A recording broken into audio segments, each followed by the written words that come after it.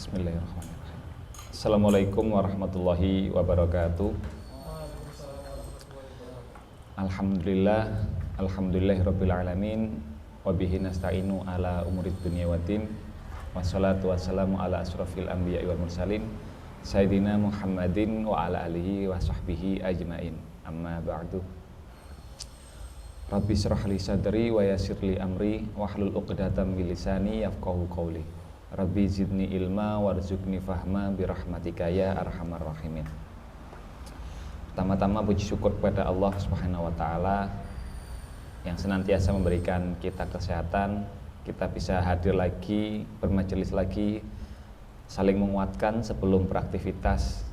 Ini merupakan salah satu nikmat yang Masya Allah. Kedua kalinya salawat serta salam marilah kita curahkan kepada bimbingan Nabi besar kita Nabi Muhammad SAW, karena beliaulah manusia yang nantinya paling terakhir masuk surga hanya karena ingin menyelamatkan kita kaumnya, ya.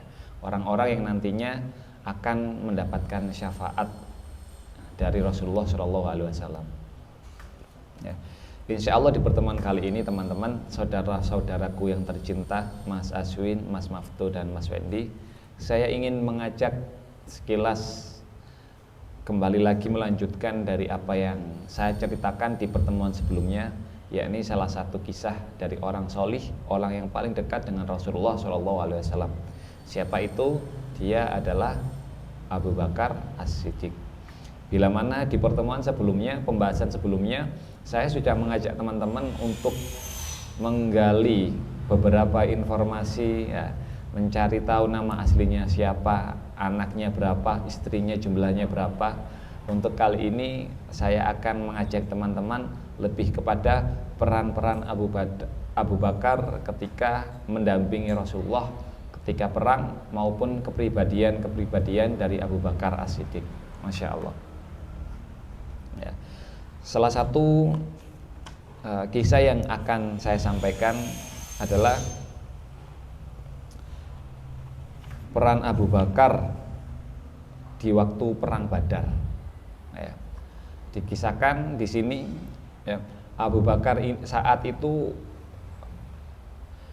banyak yang ditanya oleh Rasulullah, bertanya, siapakah yang berkenan untuk mendampingiku di perang Badar. Saat itu di perang Badar teman-teman, posisinya Rasulullah itu ada ibarat perbukitan, ya.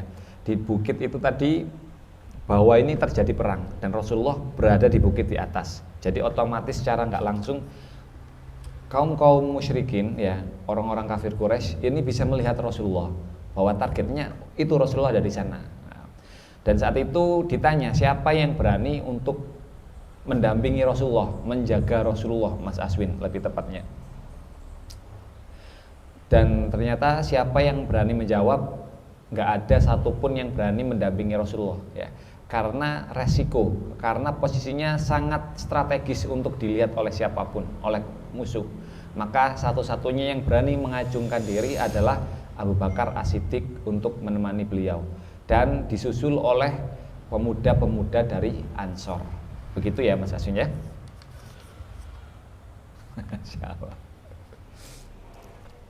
Itu sekilas dari peran Abu Bakar As-Siddiq ketika berada di perang Badar.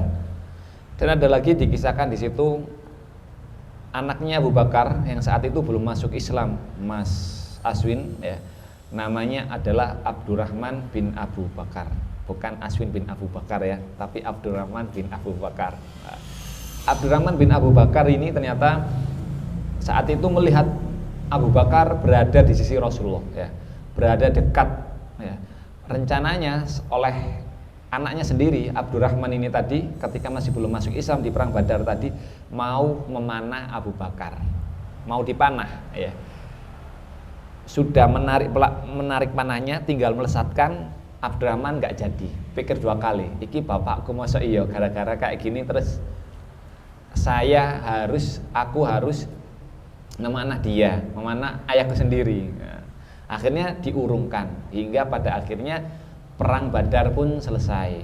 Di satu ketika dikisahkan ketika Abdurrahman sudah memeluk Islam teman-teman, ini menyampaikan kepada Abu Bakar, sharing-sharing, cerita-cerita. Wahai ayahku, sesungguhnya pada saat aku mengikuti perang Badar, aku melihatmu di posisi yang sangat strategis untuk dipanah. Namun aku mengurungkan untuk memanahmu. Apa jawaban Abu Bakar? Ketahuilah wahai Abdurrahman, bila mana posisinya itu aku yang ada di posisimu, maka aku tidak akan segan-segan memanahmu. Ini yang cukup mengejutkan ya, Masya Allah. Saking cintanya Abu Bakar terhadap Allah dan Rasulnya, sampai anak EDW pun berani dipanah. Wallahu a'lam bishawab. Ya. Di sisi lain juga diceritakan, ya mungkin teman-teman sudah ketahui, bahwa di perang Badar terjadi ada yang namanya tawanan perang teman-teman. Ya. Tawanan perang ini adalah orang-orang yang kalah pada saat perang Badar. Wah, Masya Allah, ada peserta baru. Ya. Tawanan perang di perang Badar. Dan pada saat itu tawanan perang ini dihadapkan kepada Rasulullah. Dan Rasulullah bertanya pendapat kepada Abu Bakar. Wahai Abu Bakar, enaknya tawanan perang ini diapakan? Kata Abu Bakar, lebih baik kembalikanlah mereka kepada kerabat-kerabatnya. Tunjukkan kalau kita ini cinta terhadap mereka, ya. Tunjukkan welas asih kita kepada mereka. Itu pendapat dari Abu Bakar, teman-teman. Ya. Kemudian ditanyakan lagi, Nabi Muhammad bertanya lagi kepada saudara-saudara, kepada orang-orang muslim yang lain, sahabat-sahabatnya yang lain. Jawabannya pun hampir sama, wis muter di situ aja. Tapi ketika pertanyaan ini diajukan kepada Umar bin Khattab, Mas Aswin tahu Umar bin Khattab ya? Kenal ya Mas ya? Umar bin Khattab ketika ditanya, demi Allah wahai Rasulullah, aku mempunyai jawaban yang berbeda dengan Abu Bakar.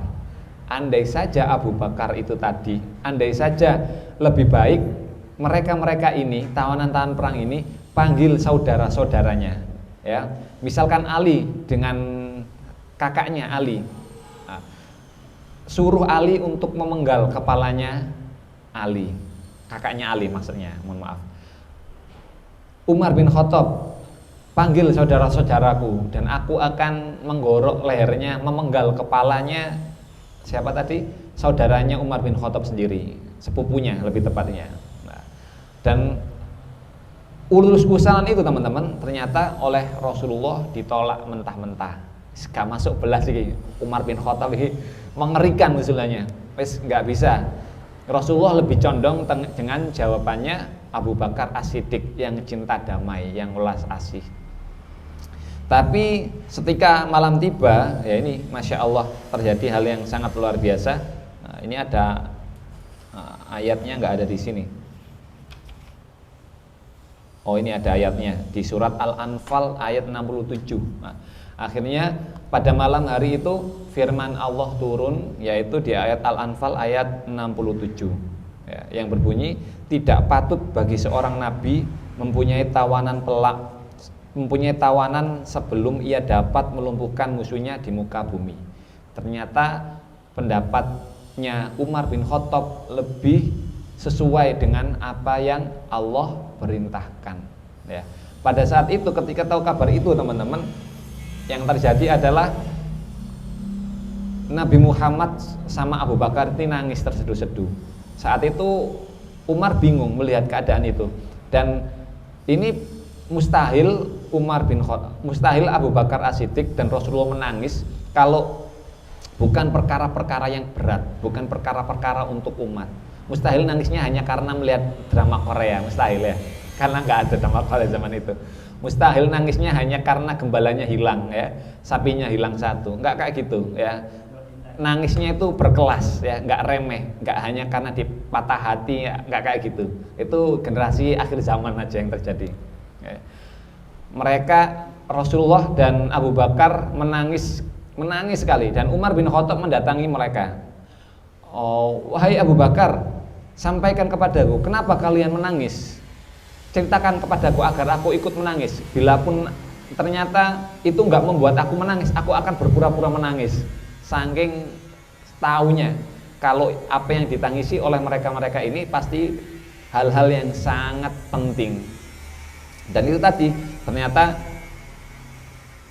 Rasulullah dan Abu Bakar menangis karena ada firman Allah di surat An-Anfal yang turun seperti tadi ya.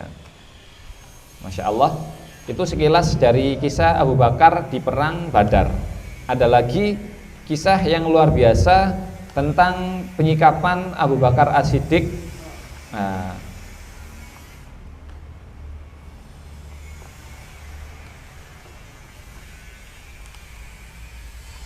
berapa menit lagi mas? Masih lama. Masih lama. Ya.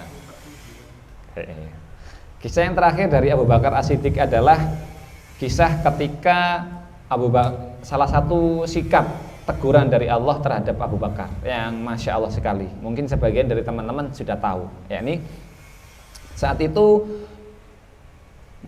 beredar ya berita dusta mengenai Aisyah ya, yang disebarkan oleh Mistah. Mistah ini siapa? Mistah apa Mistoh gitu namanya. Mistoh bin Atsasah ya. Atsasah. Mistah bin Atsasah ya. Beliau ini adalah orang yang diberikan bantuan oleh Abu Bakar As-Siddiq. Abu Bakar As-Siddiq ini pedagang, saudagar kaya ya. Saat itu beliau mempunyai kebiasaan menerapkan amalan-amalan yang diajarkan Rasulullah adalah memberikan bantuan atau memberikan sebagian hartanya untuk memenuhi kebutuhan orang-orang miskin. Dan orang miskin itu, orang duafa itu adalah Mistoh bin As-Sosah ya. Diceritakan di situ ternyata Mistoh bin As-Sosah ini menyebarkan rumor ya, menyebarkan gosip yang enggak baik tentang anaknya Aisyah ya. Maka Abu Bakar pada saat itu muangkel banget ketika mengetahui kabar itu dan memutuskan wes ya, sejak saat itu aku tidak akan lagi mau menafkahi dia, tidak akan lagi mau membantu kebutuhan dari perekonomiannya Mistah bin As-Sosah. Nah, maka lagi-lagi Allah menegur Abu Bakar ya, dengan di surat An-Nur ayat 22 yang berbunyi, dan janganlah orang-orang yang mempunyai kelebihan dan kelapangan di antara kamu bersumpah bahwa mereka tidak akan memberikan bantuan kepada kaum orang yang miskin dan orang-orang yang berhijrah pada jalan Allah, dan hendaklah mereka memaafkan dan berlapang dada. Apakah kamu tidak ingin bahwa Allah mengampunimu, dan Allah adalah Maha Pengampun lagi Maha Penyayang. Masya Allah ya. Di sini jelas ya teman-teman, belum tentu orang-orang ini ngasih contoh banget buat kita bahwasanya kalau nanti ada dari, ya Allah alam, semoga Allah menjaga ini, dari kita, dari binaan-binaan kita ada 1-2 orang yang menyebarkan rumor-rumor yang nggak baik tentang diri kita, tentang RGP ataupun tentang pribadinya masing-masing, maka ini Allah langsung negur kepada Abu Bakar kalau sampai hanya perkara itu kita berhenti untuk memuliakan mereka. Nah, jadi ini jadi penasehat, jadi nasihat buat kita. Kalaupun nanti terjadi itu kepada kita, maka kita nggak boleh berhenti untuk memberikan nafkah, memberikan bantuan kepada mereka. Ya. Karena Abu Bakar sendiri pun ditegur oleh Allah karena mengambil sikap yang seperti itu tadi. Semoga kita terjaga, kita bisa memaafkan, kita bisa memaklumi terhadap apa-apa yang nantinya terjadi terhadap diri kita akibat orang-orang yang berada di dalam kuasa kita ya. Mungkin itu, semoga yang sedikit ini bisa bermanfaat bagi semuanya. Bila mana ada kesalahan yang dari saya sampaikan, maka 100% itu datangnya dari saya. Bila mana ada kebaikan dari apa yang saya sampaikan, maka itu 100% datangnya dari Allah Subhanahu wa taala. Saya akhiri, wallahul muwaffiq ila aqwamit thoriq, wal afu minkum, wassalamu alaikum warahmatullahi wabarakatuh.